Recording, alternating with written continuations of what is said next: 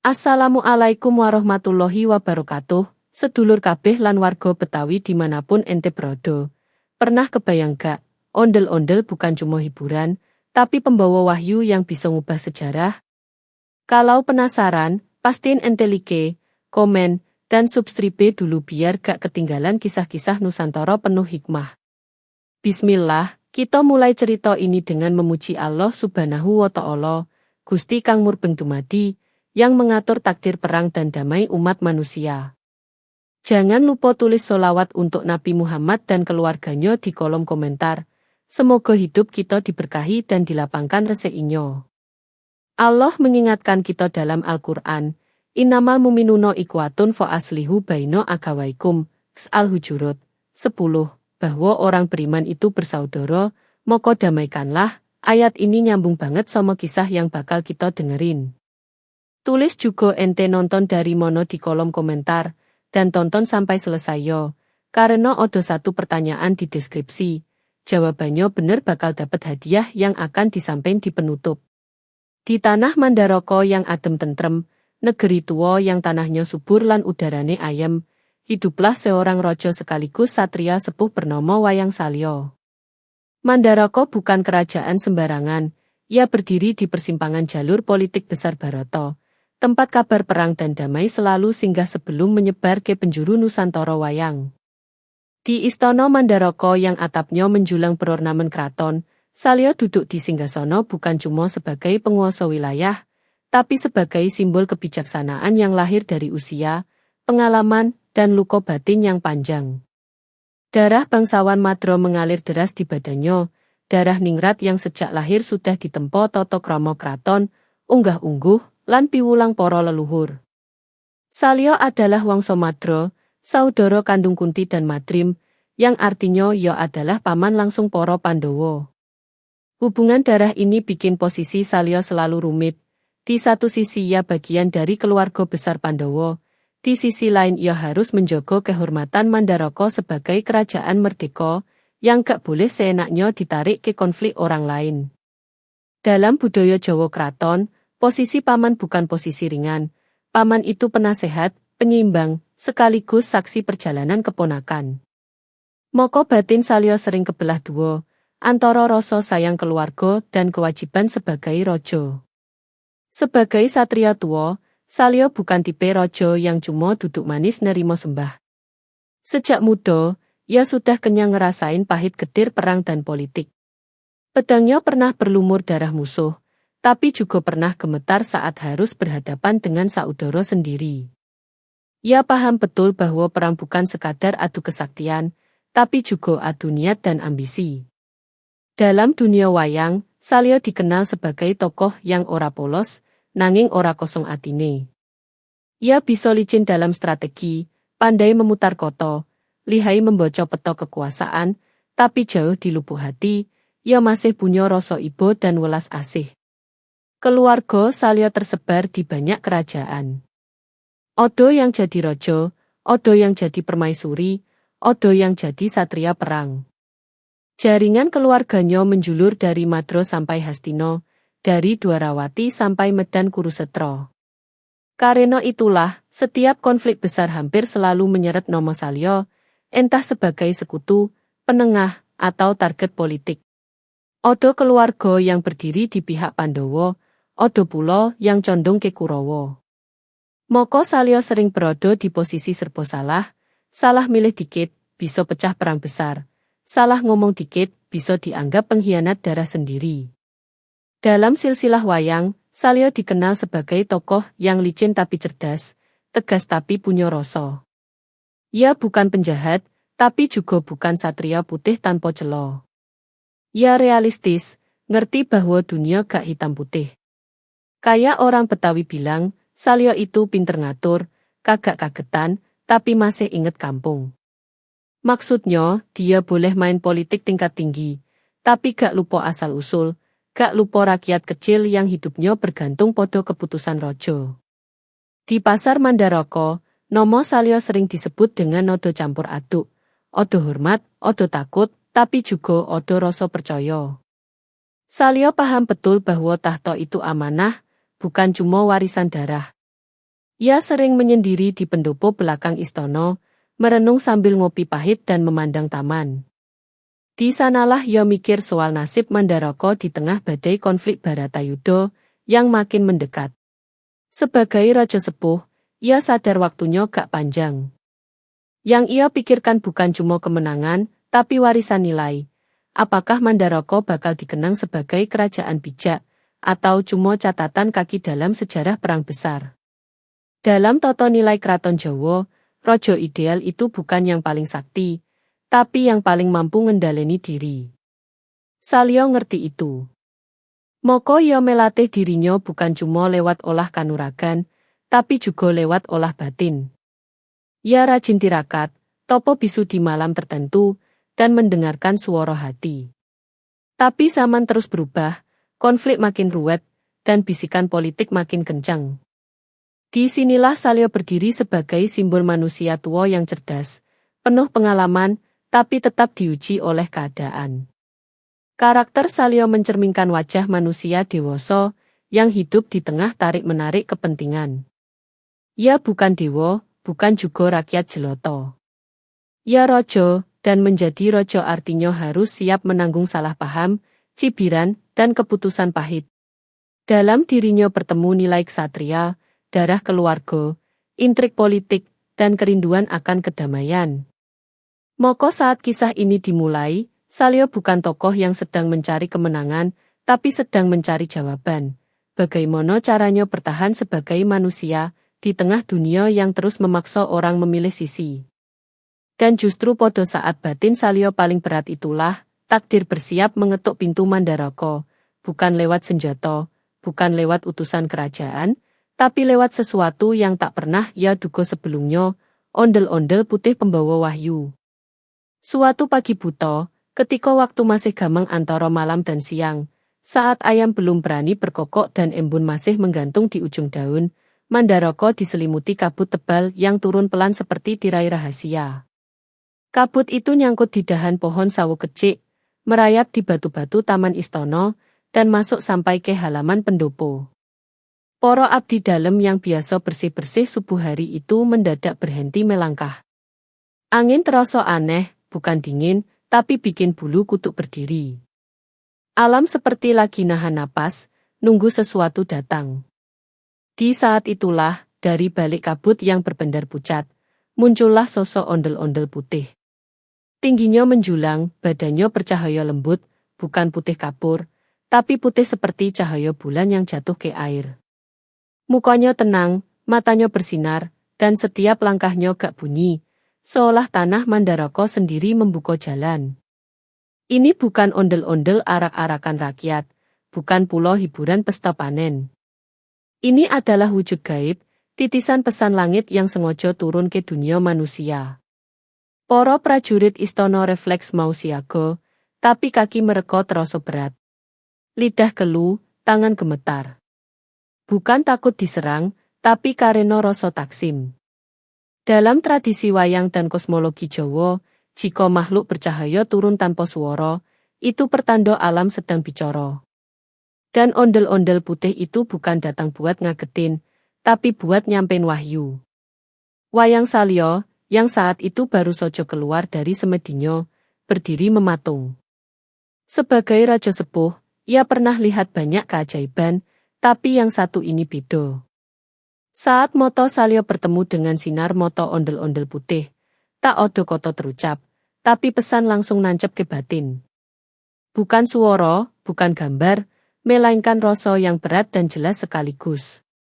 Dalam sekejap, Salya melihat bayangan perang besar, panji-panji berkibar, senjata beradu, teriakan prajurit, dan tanah yang berubah merah oleh darah. Pesan pertama yang ia terima jelas dan pahit, pertempuran besar bakal datang.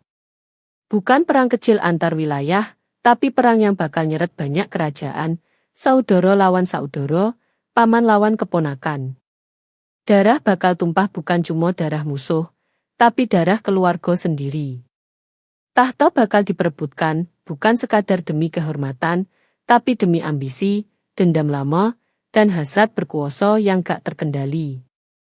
Salya tahu, ini bukan ancaman kosong. Ini adalah ramalan yang sudah bergerak, tinggal nunggu waktu buat pecah. Namun wahyu itu gak berhenti di situ. Di balik gambaran perang, Salya juga merasakan getaran kegelisahan alam.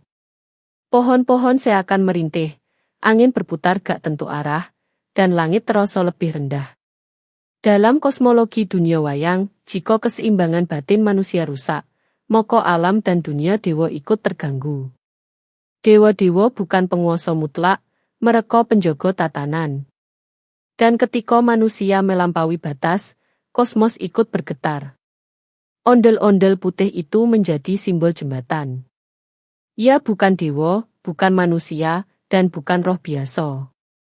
Ia berdiri di antara dunia rakyat, yang hidupnya terdampak perang, dunia satria, yang keputusannya menentukan nasib banyak orang, dan alam langit, tempat hukum sebab akibat dijogo. Dalam kebudayaan Betawi, ondel-ondel sering dianggap penjogo kampung, penolak bolo. Dalam kisah ini, makna itu naik tingkat, penjogo keseimbangan zaman. Salya sadar, wahyu ini bukan cuma ramalan pasif. Ini adalah peringatan.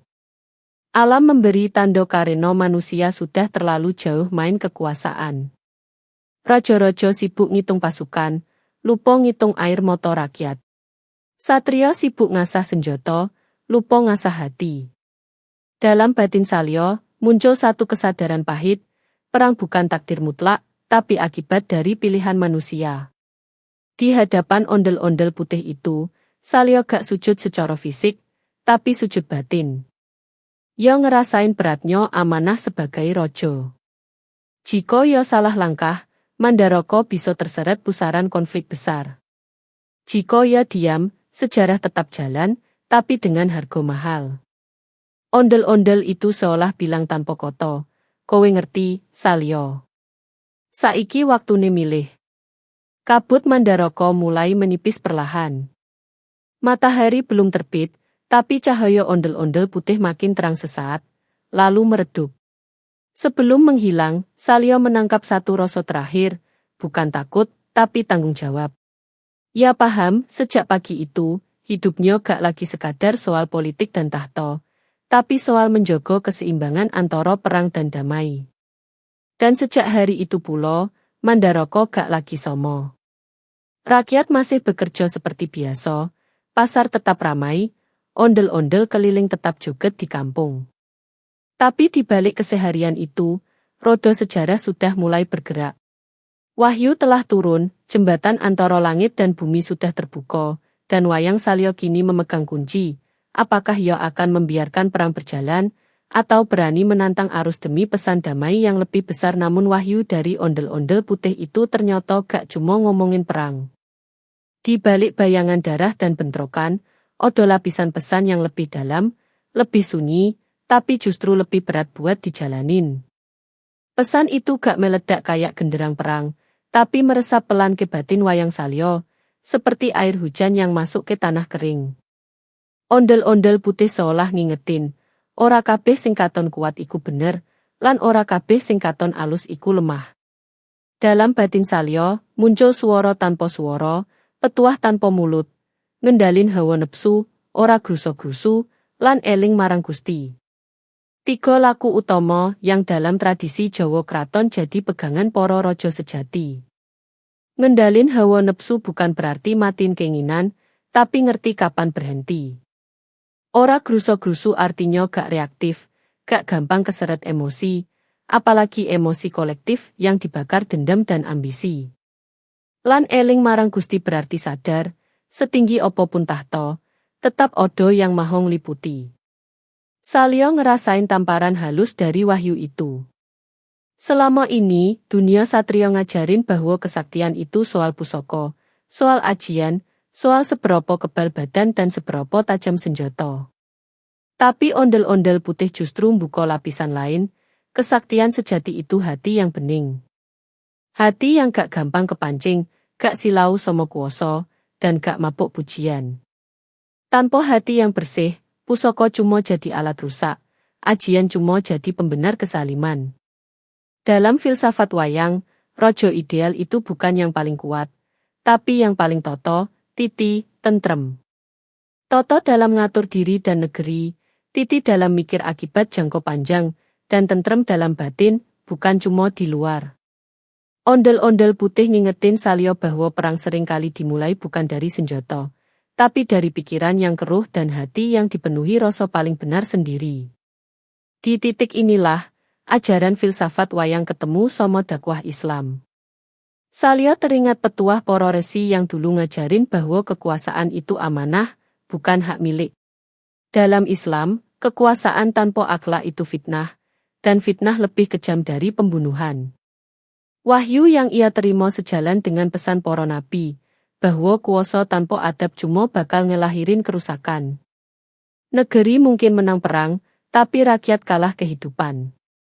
Ondel-ondel putih seolah memantulkan satu pesan yang tajam tapi adil. Perang tanpa keadilan cuma ninggalin luka rakyat cilik. Yang mati bukan cuma prajurit, tapi petani yang sawahnya diinjak pasukan, ibu-ibu yang kehilangan anak, dan bocah-bocah yang tumbuh dengan trauma. Dalam logika kekuasaan, itu sering dianggap biaya sejarah. Tapi dalam logika wahyu, setiap air mata rakyat adalah catatan yang gak bisa dihapus. Salya duduk bersila di pendopo, napasnya ditarik pelan. Ia sadar, laku spiritual bukan pelarian dari tanggung jawab politik, tapi justru fondasi buat ngambil keputusan yang adil. Tanpa laku batin, politik cuma jadi adu licik. Tanpa zikir, strategi berubah jadi tipu daya. Dalam hati Salya, tumbuh kesadaran baru, bahwa menahan diri kadang lebih berat daripada menghunus senjata. Ondel-ondel putih gak nyuruh Salya jadi lemah. Ia gak bilang, hindari perang apapun risikonya. Yang disampaikan justru lebih berat, berani adil meski gak populer, berani damai meski dicemooh sebagai pengecut. Dalam dunia satria, damai sering dianggap kalah sebelum bertarung. Tapi wahyu ini ngasih sudut pandang lain, damai adalah kemenangan atas diri sendiri. Dalam kebudayaan Betawi, orang tua sering bilang, jagoan beneran mah yang bisa nahan emosi, bukan yang cepet naik darah. Petuah itu ternyata sejalan dengan nilai keraton Jawa dan ajaran Islam. Ondel-ondel putih, sebagai simbol rakyat, keraton, dan langit, menyatukan semua itu dalam satu pesan sederhana tapi dalam, jangan biarin kuasa ngalahin nurani. Salya mulai paham, kalau ia cuma ngandelin pusaka dan ajian, ia mungkin menang satu perang. Tapi kalau ia ngandelin hati yang bening, ia bisa menyelamatkan satu generasi. Kesaktian sejati bukan soal kebal senjata, tapi kebal dari godaan zalim. Dan disitulah wahyu ini jadi ujian paling berat buat seorang raja. Bukan ujian nyali, tapi ujian akhlak. Saat cahaya ondel-ondel putih makin memudar di batin Salya, satu pesan terakhir terasa jelas, kekuasaan yang dipisah dari Gusti bakal runtuh oleh tangannya sendiri. Tapi kekuasaan yang ditopang laku spiritual, akhlak, dan kepedulian pada rakyat, meski goyah, akan selalu punya jalan pulang ke kebenaran. Dan sejak saat itu, di hati wayang Salya, perang gak lagi sekadar strategi, dan damai gak lagi sekadar mimpi. Keduanya berubah jadi amanah. Amanah yang harus dipertanggungjawabkan bukan cuma di hadapan manusia dan sejarah, tapi juga di hadapan Allah, Sang Maha Ngatur Takdir, yang ngelihat bukan cuma hasil, tapi niat dan proses di balik setiap keputusan. Di Mandaraka, angin politik mulai panas walau matahari sering bersinar cerah. Di balik tembok istana yang kelihatannya kokoh dan tenang, perang pengaruh antar kerajaan berlangsung tanpa suara. Utusan datang silih berganti, membawa senyum tipis, bingkisan halus, dan koto-koto yang manis tapi penuh maksud. Odo yang ngajak bersekutu atas nama darah keluarga, odo yang iming-imingin keuntungan wilayah, odo pula yang halus-halus nyodorin ancaman. Semua narik Mandaraka ke arah mereka, dan wayang Salya terjepit di tengah pusaran itu. Sebagai Raja Madra sekaligus paman para Pandhawa, Salya memegang sumpah keluarga yang gak bisa dianggap enteng. Darah itu panggilan batin. Dalam budaya keraton, ningrat yang mengkhianati darah sendiri dianggap kehilangan wajah di hadapan leluhur. Tapi di sisi lain, Salya juga Raja Mandaraka, negeri yang rakyatnya gak punya kepentingan dalam ambisi tahta kerajaan besar. Kalau Salya salah pilih, Mandaraka bisa jadi ladang perang, sawah berubah kuburan, pasar berubah puing. Tekanan itu makin berat karena politik gak pernah berdiri sendiri. Ia selalu nempel ke urusan cinta dan keluarga. Salya punya sanak sedulur yang terikat perkawinan lintas kerajaan. Ada menantu, ipar, dan cucu yang nasibnya bisa ikut tergilas keputusan politik. Setiap pilihan bukan cuma soal strategi, tapi soal siapa yang bakal terluka. Salya sadar, satu titah raja bisa nyeret keponakan ke medan perang, atau bikin anak cucu kehilangan bapaknya. Di malam-malam sepi, Salya sering terbangun, keringat dingin. Bukan karena takut mati, tapi takut kehilangan makna sebagai manusia. Ia bertanya pada dirinya sendiri, apa gunanya tahta kalau harus ditebus dengan tangisan keluarga? Tapi pertanyaan itu gak pernah punya jawaban instan. Politik itu kejam, karena seringkali semua pilihan terasa salah, tinggal milih mono yang paling sedikit melukai. Sementara itu, rakyat kecil Mandaraka tetap hidup dengan caranya sendiri. Di luar tembok istana, kehidupan jalan terus. Di warung kopi pinggir pasar, orang-orang masih nongkrong, ngopi hitam, sambil guyonin kabar perang. Perang mah urusan raja-raja, kita mah mikirin besok nasi odo opo kagak, celetuk seorang bapak sambil ketawa getir. Tawa mereka bukan karena gak peduli, tapi karena humor adalah cara bertahan hidup. Di sudut kampung, ondel-ondel keliling masih joget dari gang ke gang. Anak-anak kecil ngikutin sambil ketawa, koin receh dilempar seadanya. Ondel-ondel itu jadi simbol ironi, boneka raksasa yang kelihatannya ceria, padahal di baliknya ada manusia kecil yang butuh makan hari itu juga. Dalam cerita ini, ondel-ondel bukan sekadar seni, tapi cermin rakyat, besar di luar, rapuh di dalam. Poro emak-emak kampung, yang paling peka sama perubahan zaman, mulai rajin ngumpul habis maghrib. Mereka berdoa lirih, nyebut nama anak-anaknya satu persatu. Mereka gak ngerti strategi perang, gak peduli peta politik, tapi mereka ngerti satu hal, perang selalu ngambil yang paling mereka sayang. Dalam doa-doa sederhana itu, ada ketakutan yang gak pernah masuk catatan sejarah. Humor rakyat Mandaraka jadi napas kehidupan di tengah ketegangan. Odo yang ngeletuk, kalau raja berantem, yang lapar tetep kita. Odo pula yang ngeletuk, perang mah cepet, nyari duitnya yang lomo. Candaan itu terdengar ringan, tapi isinya pahit. Rakyat kecil paham, setiap konflik elite selalu dibayar mahal oleh wong cilik, oleh mereka yang gak pernah diajak rapat, tapi selalu disuruh korban. Salya diam-diam sering menyamar keluar istana. Ia duduk di warung, dengerin guyonan rakyat, ngeliat langsung wajah-wajah yang bakal kena dampak keputusannya. Di sanalah politik istana kehilangan glamornya. Di hadapan tawa rakyat, ambisi tahta kelihatan kerdil. Salya mulai ngerti, rakyat gak butuh raja yang jago pidato, tapi raja yang ngerti rasa. Konflik politik Mandaraka akhirnya bukan cuma soal siapa lawan siapa, tapi soal apakah kekuasaan masih punya hati. Salya berdiri di persimpangan, antara sumpah darah dan sumpah jabatan, antara keluarga besar dan keluarga rakyat. Dan semakin ia menunda keputusan, tekanan makin kuat. Utusan makin sering datang, bisik-bisik makin keras, dan sejarah seolah mendesak, milih sekarang, atau dipilihkan keadaan. Namun di tengah semua itu, tawa rakyat, doa emak-emak, dan ondel-ondel keliling jadi penjaga nurani Salya. Mereka ngingetin bahwa di balik strategi dan perjanjian, ada kehidupan nyata, yang taruhannya bukan kemenangan, tapi kelangsungan hidup. Dan Salya mulai paham, jika ia harus kalah sebagai politikus, asal menang sebagai manusia, mungkin itu bukan kekalahan sejati. Konflik Mandaraka pun mencapai titik genting. Api sudah menyala di luar, tinggal nunggu angin. Dan Salya tahu, paragraf berikutnya dalam sejarah akan ditulis oleh satu keputusan. keputusan yang bukan cuma menentukan nasib kerajaan, tapi juga wajah kemanusiaannya sendiri. Akhirnya, di titik paling sunyi dalam batinnya, Wayang Salya benar-benar paham. Wahyu dari ondel-ondel putih itu bukan suruhan perang, bukan pula ramalan yang harus dituruti tanpa pikir. Ia adalah peringatan, panggilan halus tapi tegas dari langit kepada manusia yang sedang berdiri di persimpangan sejarah.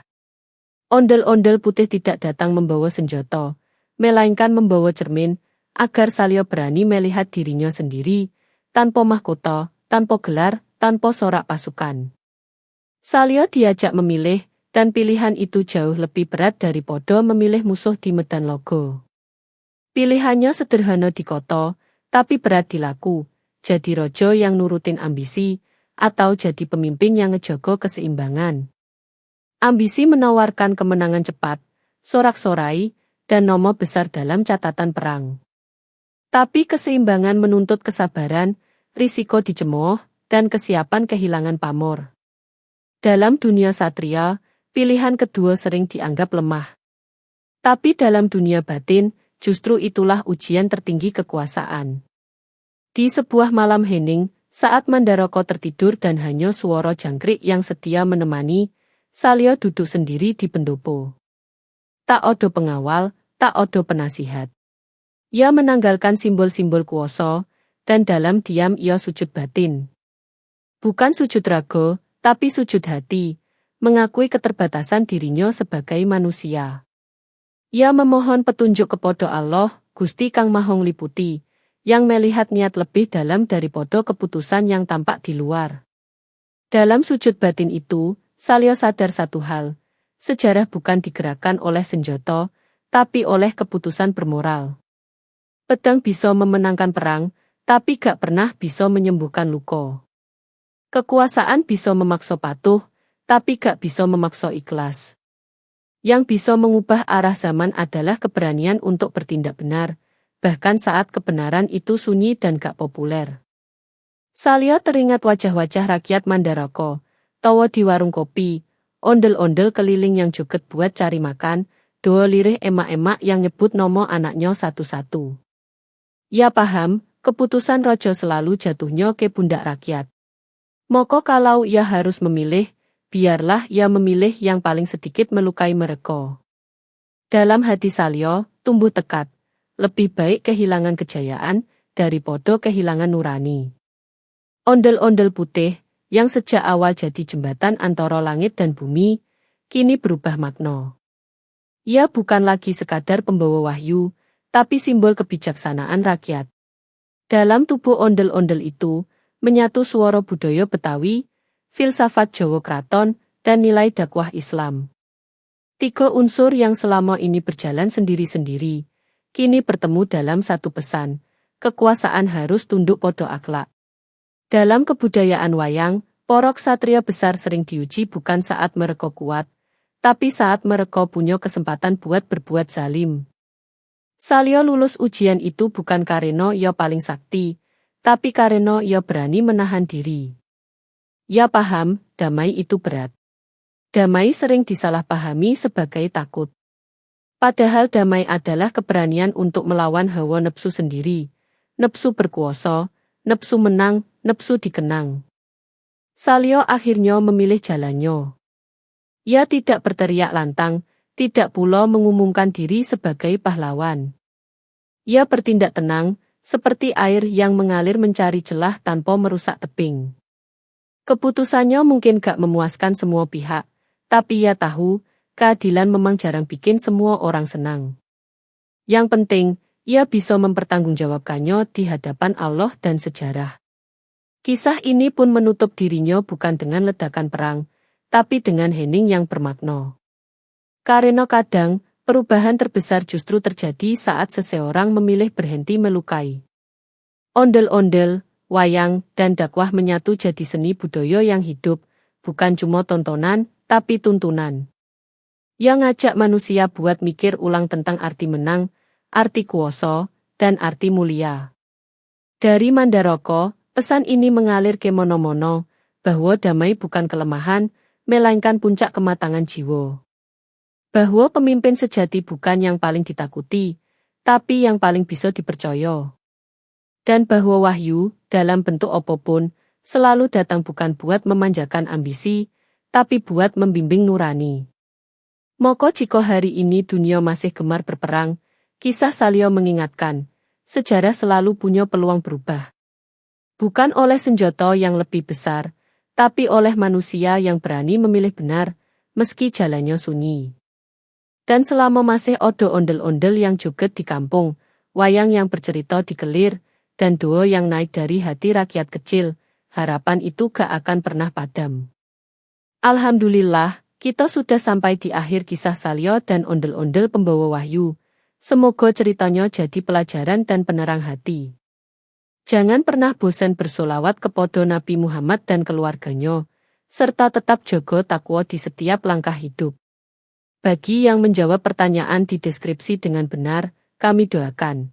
Ya Allah yang Maha Menjaga, limpahkanlah kepada saudaraku keturunan dan keluarga yang baik, yang menjadi penerus akhlak mulia dan kemuliaan hati, hingga akhir doa, husnul khotimah. Amin.